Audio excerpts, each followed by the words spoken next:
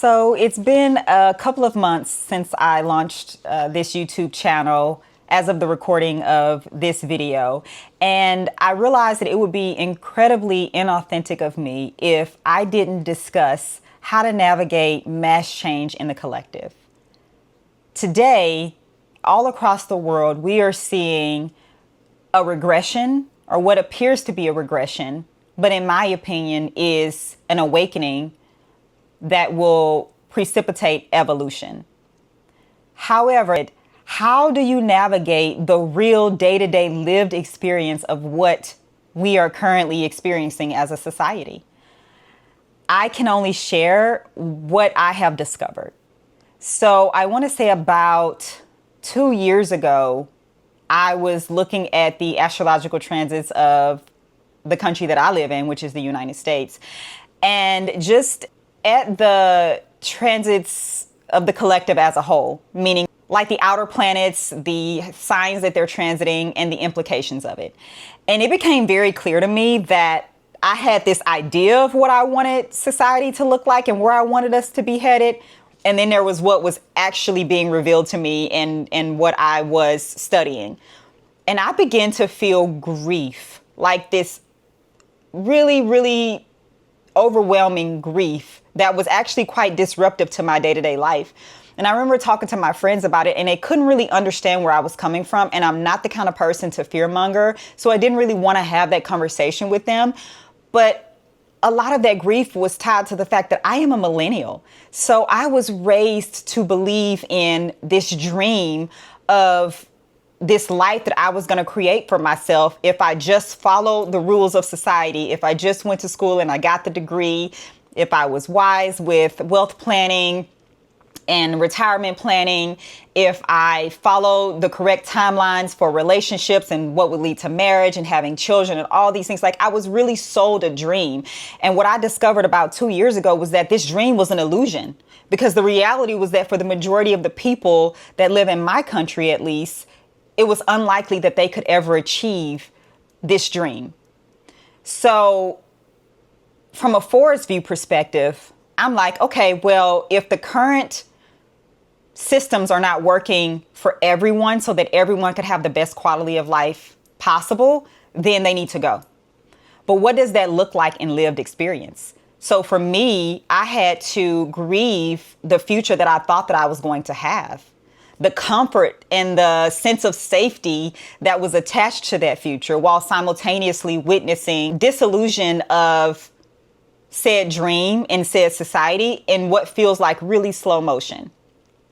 And it was difficult for me. The only thing that got me through that moment and gets me through my day to day is the wisdom of being able to feel two things simultaneously.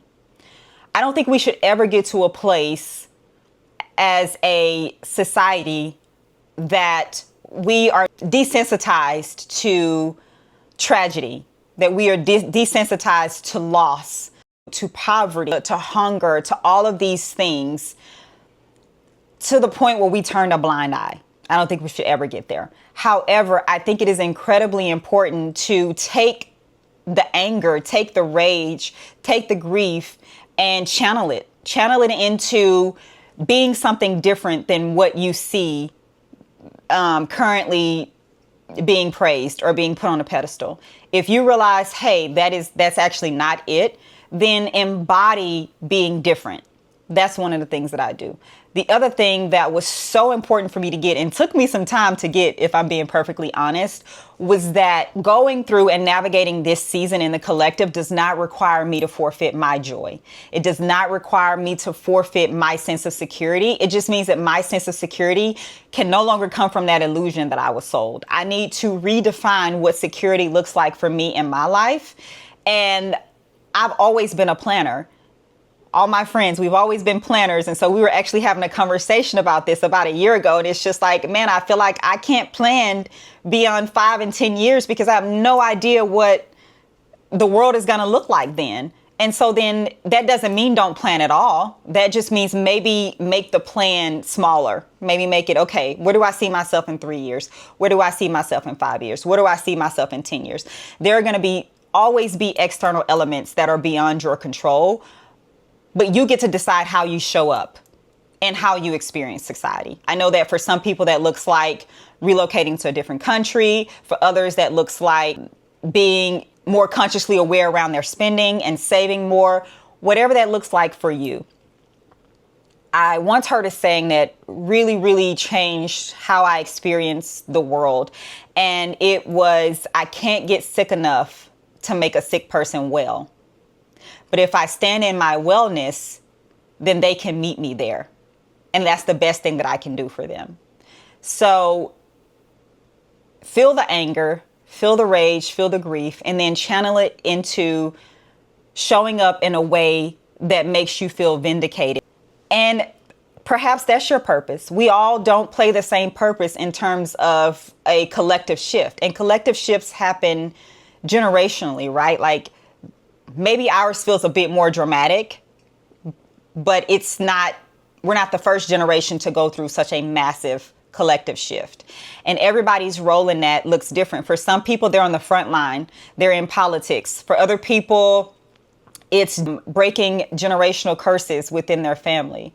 And for some people, it's literally just embodying a different lived experience and allowing other people to witness that in you.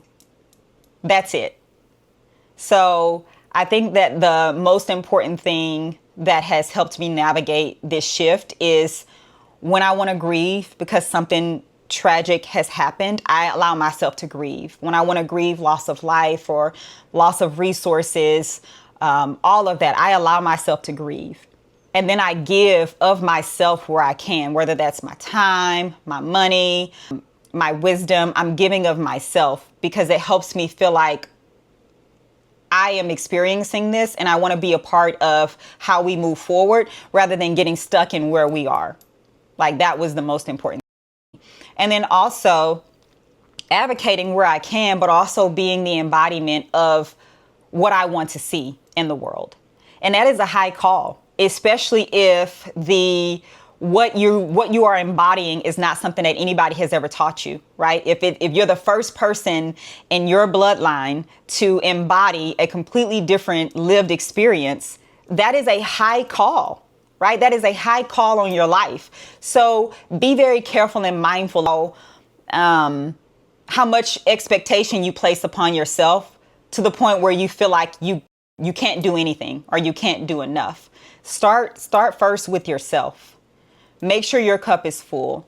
Limit the amount of exposure that you have to the shadow aspects of a collective evolution, or balance them with the positives. I love to follow TikTok pages that are like, here are 5 good things that happened in the world today. I need that because if not, all I see is everything that's falling apart. And I know that it's falling apart for a reason, but it does not make the emotional experience of it any easier.